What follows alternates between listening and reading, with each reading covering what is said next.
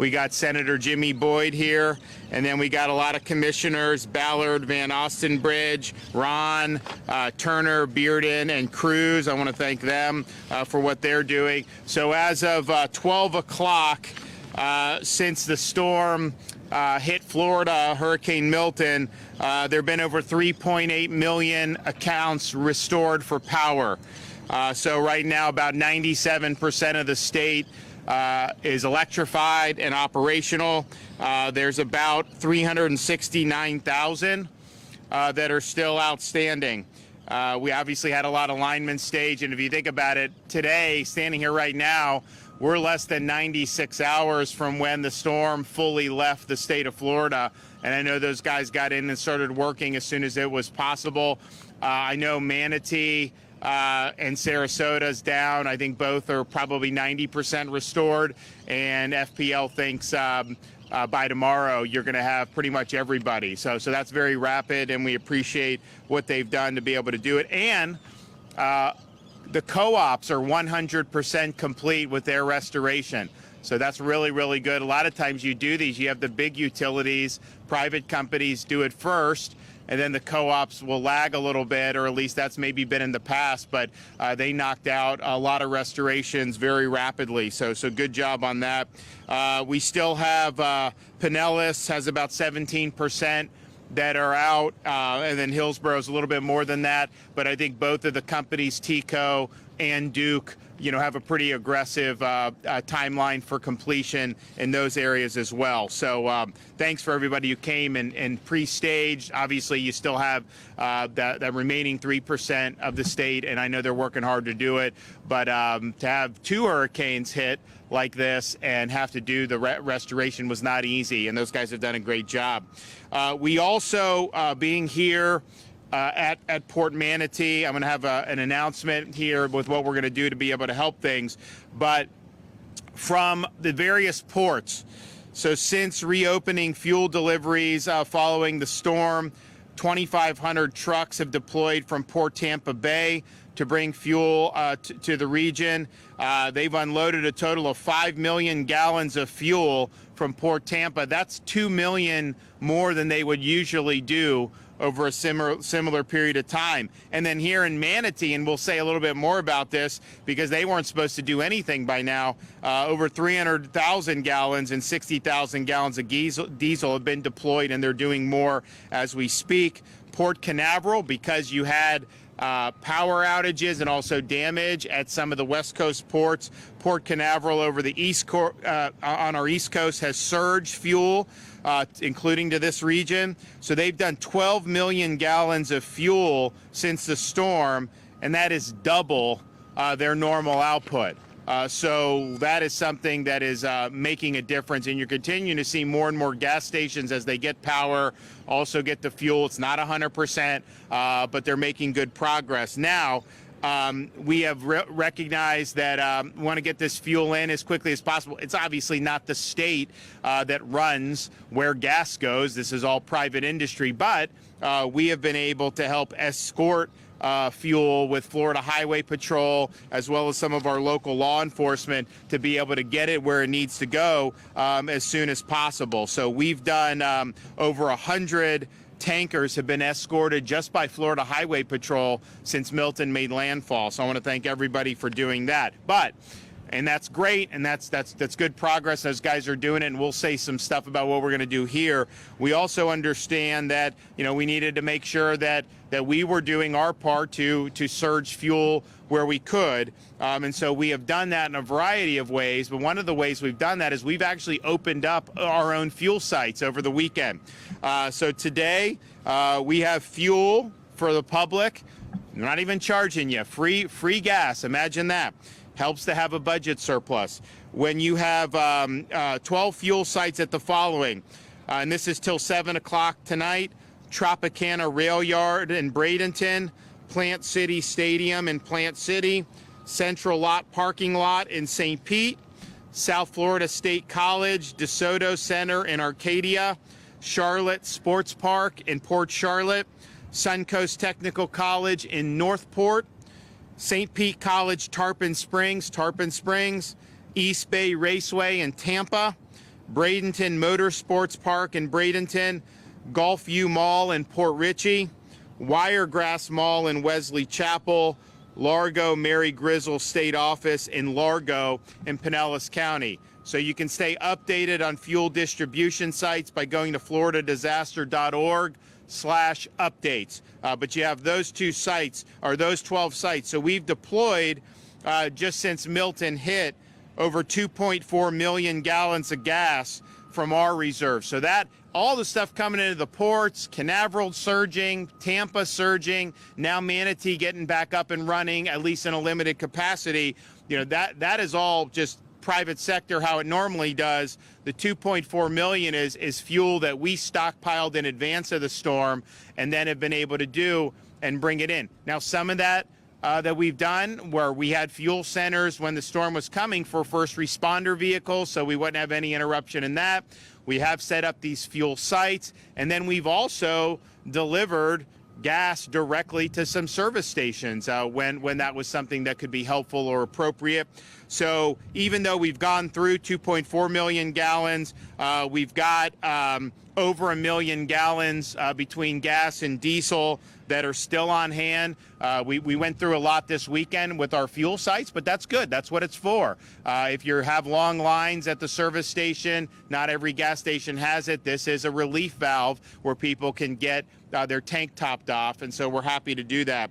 And in the entire fight, we have 500 tankers and 360 bobtail trucks that are helping to distribute with the fuel. So that's something that's good. That's something that we're happy to do, but we want to just make it so that the ports and everything are doing what they normally do and get it back to normal. And it is resolving.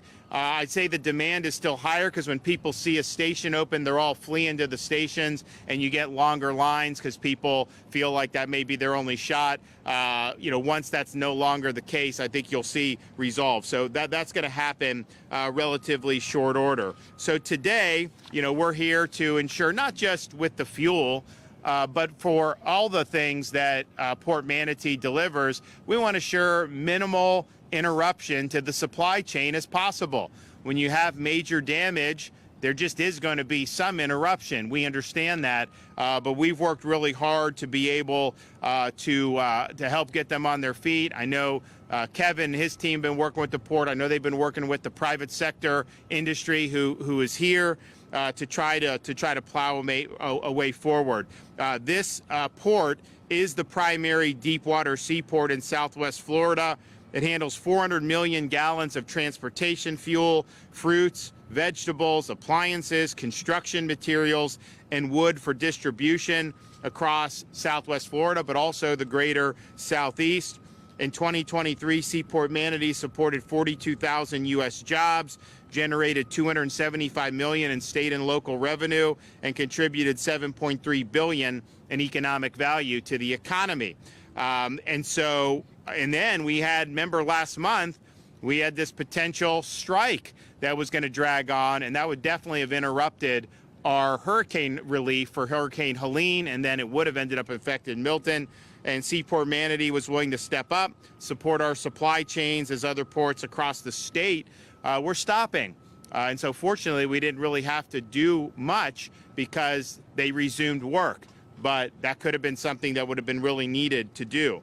So following Hurricane Milton, initial damage assessments indicate potential losses of over $200 million here at SeaPort Manatee. Now, a lot of those losses are insured, but some components are not. Damage to the port includes the loss of 10 out of 13 on-site warehouses, 3 of the 10 port-owned docking facilities, as well as damages to their offices. The uninsured losses of the port include repairs needed for 3 damaged berths, new dredging required in state waters, repairs necessary for port security and access systems, and significant damage to the port container yard. Now, our seaports are working to mitigate impacts for any interruption in any of the other ports, and as you saw with Port Canaveral surging fuel, they'll likely continue to do that, but ultimately we want everybody back full throttle as soon as possible. So To minimize impacts to Floridians and to ensure SeaPort Manatee gets back to full and efficient operations as quickly as possible, I'm today announcing that the state of Florida will provide $9.5 million to jumpstart the recovery and help repair the impacted infrastructure. This investment will include $5.5 million for emergency berth repairs and dredging in state waters, $3.5 million for immediate security needs and access control, and $500,000 to support planning activities for fortifying port infrastructure. The state will also support the port's rebuild in the following ways: by providing subject matter experts and skilled workers from FDOT, by directing the Florida Department of Environmental Protection to expedite permits for the immediate rebuild of port infrastructure, and by managing support from the Florida Division of Emergency Management and navigating the FEMA award process, and by providing personnel from the Florida National Guard to reestablish perimeter security and assisting in repairing the port fence. For every state dollar invested in seaport infrastructure, the expected return on investment for the state is $7. But even beyond that, we want to make sure that our supply chain is strong and that we get the port back to where it needs to be as soon as possible. So we're happy to be able to do this award, and I think it'll make a big difference. And I know there's a lot of other stuff that's going to be going on outside just what the state is doing. Finally, I'll just say, if you need help as an individual Floridian, the best way to do that is our Hope line, 1-833-GET-HOPE, 1-833-GET-HOPE. We've already helped over 5,000 individuals since Milton made landfall, and we've got a lot of organizations that are ready to go and help people when they're in need. And if you include the Hope bus, we've helped over 10,000 individuals with those deployments of the Hope Florida buses. So Hope buses today are located in Hillsborough at Mission Hill Church in Temple Terrace, Pinellas and Tangerine Plaza in St. Pete, and another one in Pinellas at Largo at Botanical Gardens on Almerton Road. So thank you for doing that. We also have Hope Florida teams in Zephyr Hills, Ellington, and St. Pete to support impacted communities. So I appreciate everybody for what they're doing. Those who have asked, how can I help? Well, one way you can help is the Florida Disaster Fund. So if you want to make a tax-deductible contribution, you can go to floridadisasterfund.org. This will be for both Helene and Milton relief needs, and for victims of either of those storms, or both in some cases. So far, there's been $12.2 million raised in support of both efforts. And I want to personally thank Lennar Corporation from down in South Florida, who has donated $5 million to the Florida Disaster Fund. So we appreciate that, and I know there's a lot more that are going to be ponying up to be able to help Floridians in need. So we're going to hear from some other folks, starting with Kevin Guthrie. But before we do that, I think I actually have a check, and we will go ahead and present. So you want to come up here from the port? You better do it. I can't accept the check and shake a hand at the same time. I'll stand on this side. Thank you. I had the arm.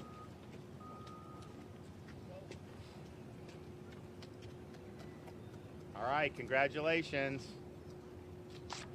We got it? All right. Thank you, Governor. Congratulations. Thank you, Governor. Absolutely. Thank you. Thanks so much. Thank you. All right. We'll start with Kevin Guthrie. Hello, everyone. I'm proud of the quick, efficient work that has been done under the governor's leadership and for the partnership between our agencies as we continue to collaborate to support our residents and our businesses and our industries in their need of time, or in their time of need.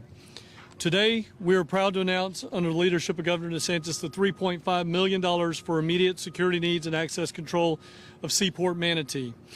This will assist the port in navigating FEMA projects that are outside the scope of these awards. And what I mean by that is many of the awards here might be FEMA eligible, but some will not be FEMA eligible. So this will help on those that are not FEMA eligible. As the governor has already said, for every dollar the state invests, the state receives a $7 return on investment. I'm also have been directed by the governor to help remove as much red tape and bureaucracy as possible. So I'm going to designate my Deputy Executive Director, Stephanie Haupt, as your single point of contact in expediting any issues here at the port. The state continues our efforts to provide necessary resources to communities who suffer damages due to impacts from Hurricane Milton. We currently have 9 public fuel depots and over 20 points of distribution where residents can pick up water, shelf-stable meals, and other supplies. And I need to correct that. It's actually 12 public fuel depots. There are multi-agency resource centers beginning to open in different areas to provide resources and information to disaster survivors. This is on top of the disaster recovery centers that FEMA will open. For information on all of these resources, the best place to go is floridadisaster.org/updates for those locations. As we see rivers continue to rise in some areas, please stay out of standing water, as it can pose a significant health risk and contain harmful bacteria, displace wildlife, and can be deeper than what you may think. Assistance is available to residents who receive damages from Milton. Residents can start to apply for FEMA disaster assistance at disasterassistance.gov, downloading the FEMA app, or calling 1-800-621-FEMA, or that's 1-800-621-3362. Please make sure that if you are applying for Milton, you keep this application separate from applying for Helene or Debbie. Again, I think it's very, very important for residents to know, we cannot say this enough, if you're in your Helene recovery with FEMA, talk only about Helene. When you're in Debbie, only talk about Debbie. When you're in Milton, only talk about Milton. If you reference one or the other in the same application, it will most likely get kicked out and sent for what's referred to as an RFI, or request for information, and it will only delay you getting money. So again, keep them separate, talk about them as individual storms, not as holistic storms. If you have received some significant flood damage, ensure that your electricity is off and that you're wearing appropriate safety gear while you're doing that repair around your home. More information on mucking and gutting is available at Florida's Hurricane Guide section in floridadisaster.org/guide. Some safety recovery tips. Please remember that all of these recovery fatalities are 100% preventable. So please make sure that you exercise generator safety, that you use safety gear when you're doing debris cleanup. And then again, if you have no business doing any of the cleanup because of your age or some type of disability, please call us. We will send a volunteer organization to you to help you out. It can be done through it can be done through Hope Florida. It can be done by calling 1-833-GET-HOPE. It can also be done by calling Crisis Cleanup at 844-965-1386. Remember, volunteer organizations are free. They will not charge you. If anybody is out there trying to charge you and says they need cash up front, tell them to beat feet. Get out of there. They are not doing anything that's going to help you. They're going to try to take advantage of you. Before you hire anyone, you also can check that person's contractor license at myfloridalicense.com. Again, the state assistance information line is open up 24 hours a day. That's 1-800-342-3557. That's 1-800-342-3557. There are English, Spanish, and Haitian Creole speakers available for you. Now, I know I've given out a lot of links and a lot of information today, but again, I'll recap the biggest things that you need to know. floridadisaster.org/updates. They could go and get all of the information. The best way to get it, and for the up-to-the-minute information, is to follow us at FLSERT on Facebook, on Instagram and X, and then at FDEM on Facebook. Again, thank you, Governor, for your continued leadership, and for the agency heads that are here, again, thank you for your collaboration and support as well. Governor. Thank you, Governor, and good afternoon. Really proud of what we've been able to accomplish thus far. FDOT has been working around the clock since before Hurricane Milton made landfall to get our communities recovered and back to normal. Really appreciate the Governor's leadership and the partnership with the Division of Emergency Management, the Florida National Guard, and all the other state agencies that have marshaled every available resource to get people back to normal. We at FDOT have been working diligently to restore all of the transportation infrastructure within our communities. Our bridge inspectors have completed inspections on over 2,400 local and state bridges since Milton made landfall.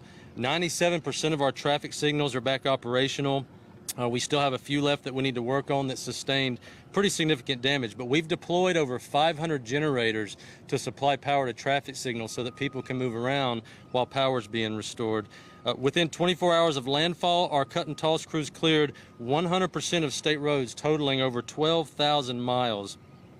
Now we are transitioning our efforts, our focus, and our energy to debris removal. And again, the governor has shown really strong leadership here in making sure we're bringing the resources to the table to get the debris removed. Picking up debris after a storm is a big part of getting our communities back to normal.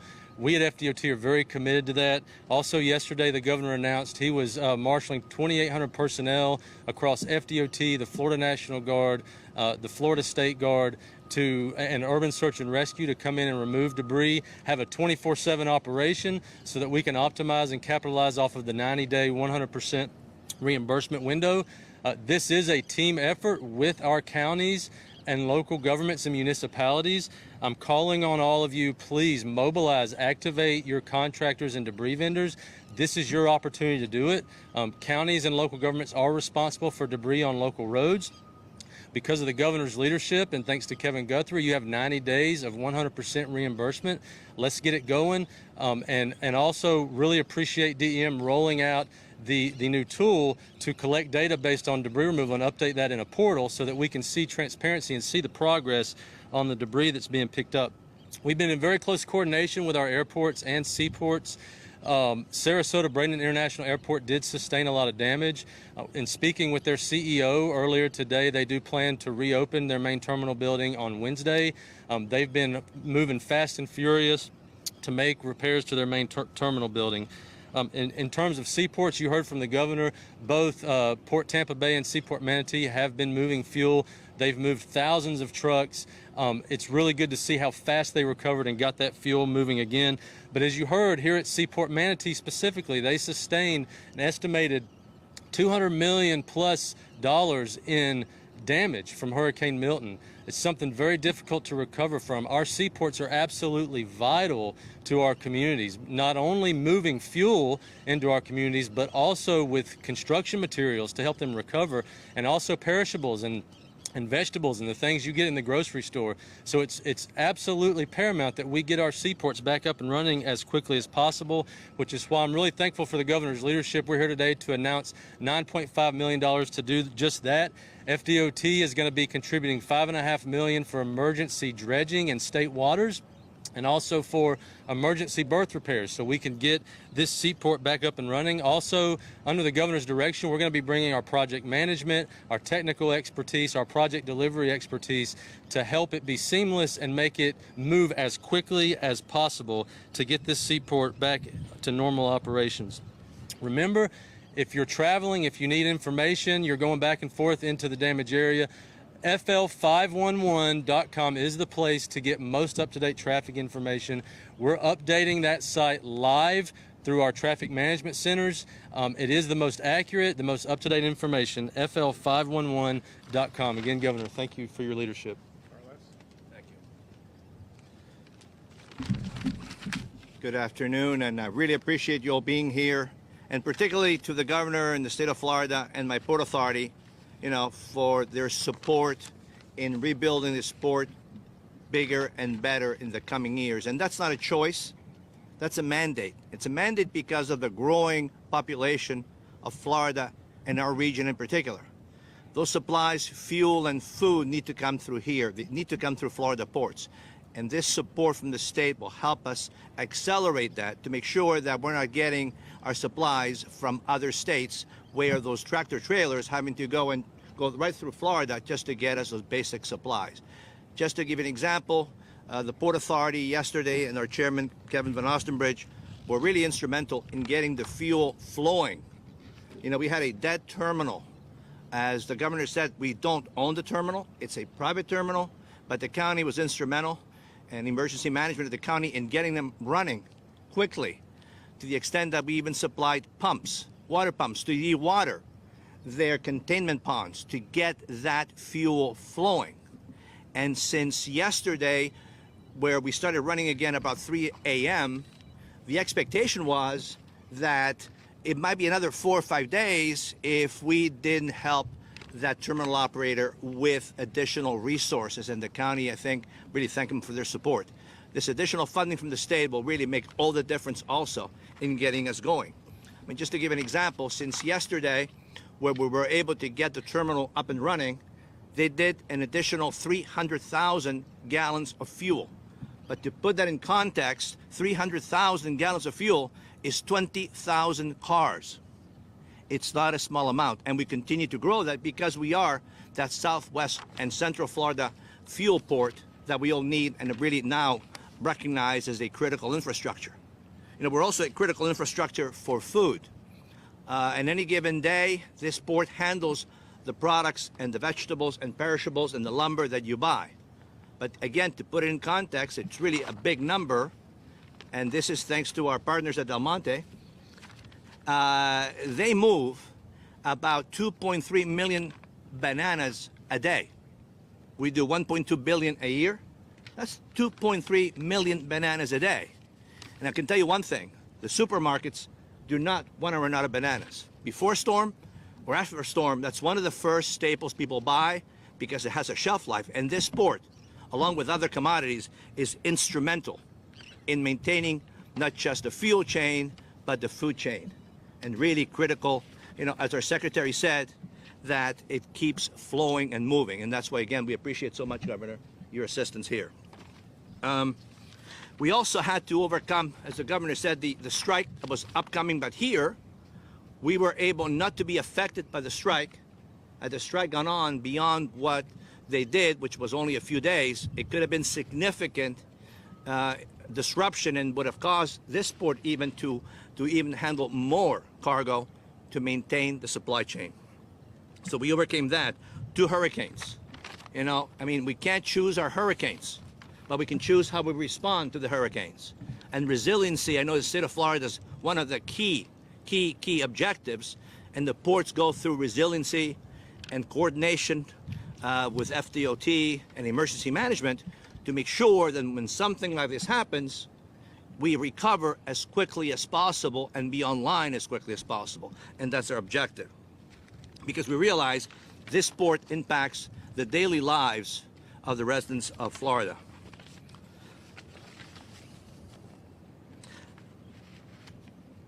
You know, again, the port is operating almost normal. The fuel is flowing. The perishables are coming on, and the team effort that was made between the county, the county commission, and the Port Authority was really, really instrumental. I want to thank also the county's team that's here now that helped us throughout, and the staff at the county, as well as our customers and suppliers, which are here already, that are handling the products, because without them, you know, we're just infrastructure with water next to it.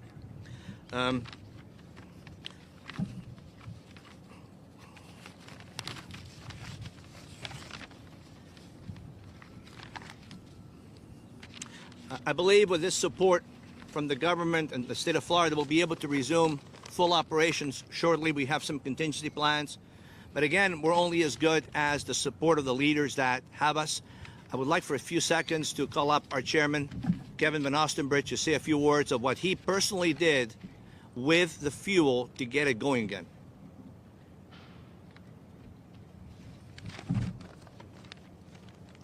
Carlos, you're the man. I would just thank, I don't know why, who needs this so high?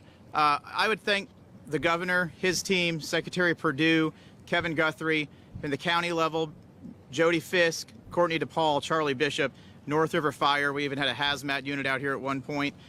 Everybody was all hands on deck, all of these folks and their teams of people below them who helped to get us back online. We were told 5 days was the timeline to get fuel going again. And with a collaborative effort of the state and the county and the port and fire, we had fuel flowing in 18 hours. And I'm incredibly proud of all of them. They did a fantastic job. Carlos's team as well. I mean, this port looks nothing like it did Friday when I first rolled out here. They've done a tremendous job, and we have the absolute best governor in the entire country. I cannot thank the governor enough. Coming in here with a check already, we're only a few hours into this, and he's already here with a check and helping us with security and helping us with dredging and all of the essentials that we need to get the port moving and get it back to full capacity. Thank you so much, Governor DeSantis. Thank you. Okay. And we're happy to help. We've also, so since Milton, we've responded to requests in Manatee. We've done 25 truckloads of water, 21 truckloads of MREs, 12 truckloads of tarps, a forklift for debris, food trailer, 52 generators, 30 additional Starlinks, 4 truckloads of ice, 100 plus crates for pet-friendly shelters, 14 ambulance strike teams for Manatee Memorial, 13 ambulance strike teams for HCA Blake Medical Center in Bradenton, and 2 medic helicopters. We also have points of distribution sites that are operating around the affected areas. The ones here in Manatee County are as follows: Pride Park in Bradenton, Parish United Methodist, Blackstone Park in Palmetto, Tom Bennett Park in Bradenton, Duet Fire, 35800 Florida 62, GT Bray Park in Bradenton, Ridgewood Plaza in Ellington, and King Fish Boat Ramp in Holmes Beach. So we're happy to work those pods. Obviously, as electricity has come back, I saw seemed like most of the stores when we were driving up here were on. You know, as you start to have all that stuff available, there'll be less need for pods, but we're happy to provide those pods in the intervening period, and we want everybody to get back up on their feet. But this will be good for the port. What we've done today, $9.5 million, we're happy to do that. We really appreciate how everyone from the port, the authority, the local government, and of course us supporting at the state level, you know, we all want rapid restoration. And when these disasters happen, you kind of just put up your hands and just kind of say, oh, look at all this. What are we going to do? And I think in this case, we're saying, okay, we got to figure it out. We got to get back. And so you've already got fuel that's flowing out of here when a lot of people didn't think that was going to be possible for perhaps several weeks. So thanks everybody that's been involved for that, and we'll continue to help make sure that we have a robust supply chain. Okay, any questions? Governor, the other day you said something to the effect, I think over the weekend, about that most filling stations, if not all, are mandated to supposed to have some sort of backup generators so that when we get the product in there, in fact, they get accepted into the underground tanks. But we're finding some of them maybe have not done that or gotten away with not having those in place. Is that the case? So I think the issue is that law was, I think, written, I think about 2017, 2018. And I think that it was written in a way that if you want to conduct your operations to not be covered by that, you can. So I think there's a lot of them that aren't, they're in kind of like a loophole. They've made it that way, and so they've done it. Now there's others that did do generators. Kevin provided some generators for some who asked, but there were definitely some who didn't. Now, you know, you do these situations. I mean, there were people even in Sarasota and Manatee who got power back, you know, within 24 hours. Some of the stores did. I mean, I was at the Raleigh station. I think it was on the Friday after the storm. We were at Raleigh. Wawa was not, but Raleigh was. Now I think all the Wawas are open. So I don't think it was that they were violating it. I think probably they were nestled into a loophole on that, and that was just kind of the way that the law was written. We're going to look at that. Now, that was before I was governor. We'll look at that and see kind of, you know, if anything needs to be addressed. But my sense is I think some of these stations, they reckon, because we pre-stage all these linemen, they're probably not going to be out for 2-3 weeks like maybe in the past. And so I think they think it's cheaper to maybe just kind of wait, you know, because sometimes 24, 48, even, you know, now we're like I said, less than 96 hours from the storm leaving the state. And you're now down to about 10% out in Manatee, maybe a little bit more than that, and a little less than 10% in Sarasota. And this is kind of like the main places that suffered the most significant direct impacts of the storm. That was going to be my question, but first of all, kudos to everyone involved. Each storm brings out different challenges, so it must be a lot of effort trying to get everybody going on stream.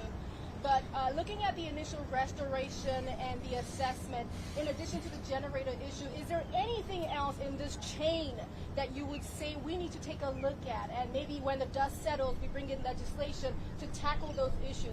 What else could we look at to kind of help us prevent being in this situation that we are, of course, knowing that every storm is different? Well, I think, to have 2 in 2 weeks is quite a challenge. And I think that not only does that mean you've got to prepare for 2, respond to 2, a lot of the people that whether it's the folks locally responding, whether it's our state emergency management team, all levels, they've been going at this now for over 3 weeks. I mean, this has just been nonstop 24/7. So that creates a lot of challenges. And, it's not unprecedented to have 2 storms in that period of time. A lot of people may not know in the 1950s, you had in 11 days 2 storms hit New England, believe it or not, 2 hurricanes hit New England. So this stuff can happen. It usually doesn't. So you just got to respond. But I think that people have really done a good job. And for us to have gotten the 50,000 plus linemen ready, which that no one's ever done that much before. They were bringing them in from California and Alberta. I saw these guys, these big Canucks are here helping us out. It was great. And that was hard anyways. But then when you consider there's still a lot of people without power in Georgia and North Carolina because of Hurricane Helene. We don't necessarily, I mean, the Helene got restored. They did 2.5 million restorations in rapid speed. But now you're in a situation, to have over 4 million out. So to have those, I think that was really, really good. And so, so you'll look and you'll see. We'll look at the generator issue. My sense is that you have to figure out, okay, how much do you want to be dictating from the state? Or how much do you want to just work collaboratively on some of this stuff? And to say we're just going to mandate almost anything, I don't know that that's necessarily the best approach. I mean, the fact is these are private businesses. The fuel supply is a private sector. We are not Venezuela. It's private sector. We came in with millions of gallons of fuel to help supplement and to help people who needed to get gas, and that's why we have these fuel sites set up.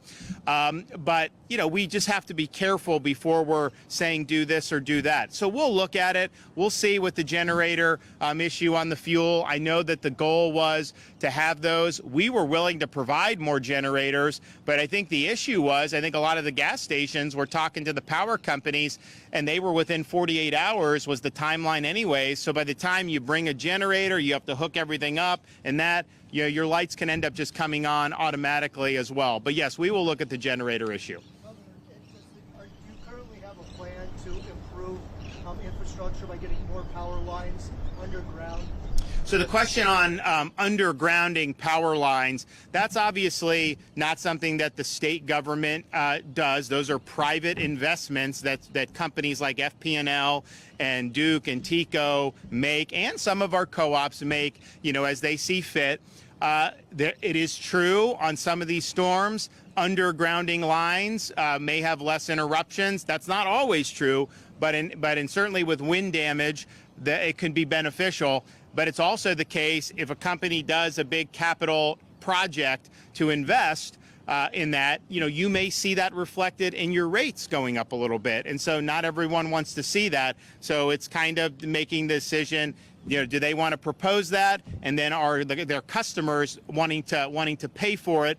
And I don't know how all the customers are going to feel about it, but that's basically something that is done with these private companies making the decisions about how to do it. I will say this, you take a look at, and we'll get the full report probably in a couple days when we talk to more of these companies. But my sense is if you look at Ian, which was major, and then these two, my sense is that their infrastructure held up pretty doggone good, all things considered. You didn't see the same thing happen in some of these places in North Carolina. And I think it's just because in Florida, there is an emphasis on making our infrastructure resilient, knowing we're going to face challenges, and we can't predict what's going to happen, but we know it will happen at some point. And to do that, so these things are built, the substations are raised. We did tiger dams in some areas. I know we did in St. Pete. I don't think it had any water with that. So you're putting tiger dams around some of the substations. I know we did the hospital in Helene with Manatee. And that worked too. So I think there's a lot of different approaches, but they have done more undergrounding in the last 20 years. That's not necessarily, I don't think the goal for them, and you'd have to ask each individual company, I don't think their goal is to necessarily have all underground, but when appropriate, I think they've done it. But it does cost money to do. And so if they're assuming those costs, most likely they would try to pass that on in the form of higher utility rates. Now, our utility rates are much lower than like a place like California because we don't have the green mandates, and we basically say we want affordable and reliable, and people are allowed to produce whatever energy is appropriate. But having said that, I mean, how much have things gone up over the last 3 or 4 years? You know, people don't want to see that. So I think I think that'll be an issue. To try to get the debris out before Milton. Sadly, it seems like some of it is in the waterways, canals, and Sarasota. I know there's a long laundry list of things to tackle. Is that on the laundry list to get rid of some of that stuff? We usually, when we do storms, the run-of-the-mill debris, that's under local contract, county contract, and due. Now, we came in and helped in kind of an emergency situation pre-Milton because we were concerned with the Helene debris. But we did over 40,000 cubic yards in 72 hours working around the clock. So it shows this can be done first. But even with that, even with us usually recognizing this is a local function, the state has helped with marine debris removal. And so we'll continue to help with marine debris removal. I know, Kevin, you guys are working in North Florida too. It's already under contract in Sarasota. The contractor's on site. So you're already in contract in Sarasota. Contractors on site, and we'll be doing that. And so that's great. And then I announced yesterday this additional push for debris. We're going to be putting in some of our assets. National Guard. We're putting in FDOT when appropriate. I mean, FDOT's got to build roads, and they have a lot of ongoing projects. So we don't want to stop that. We want to keep that going because we need that, and Florida needs that. But if I have some guardsmen, some of these engineering battalions that can help clear the debris, we can even use our state guard, some of our other state assets that can be used to take advantage of this 90 days.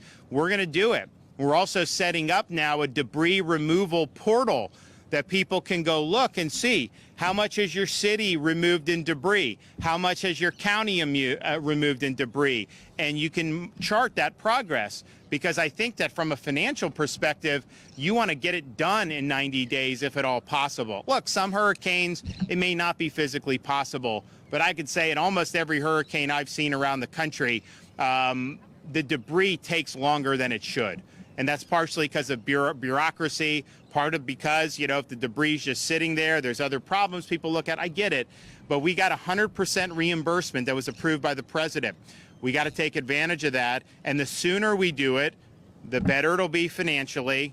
And then the better it is for everybody. Great quality of life. You're going to have people, they're going to be coming down here soon. They're going to be able to see, you go out. We were just at Bradenton Beach, some of these other areas. They got hit twice. You know, let's move to get that debris out of there. And then it's going to be a great place to go in no time. Like there will be a very quick bounce back. I feel that. But I think this debris. So water debris, yes. Sarasota, we're already on it. And then we're going to be doing more on other debris because we know it's important. Okay, thanks, everybody.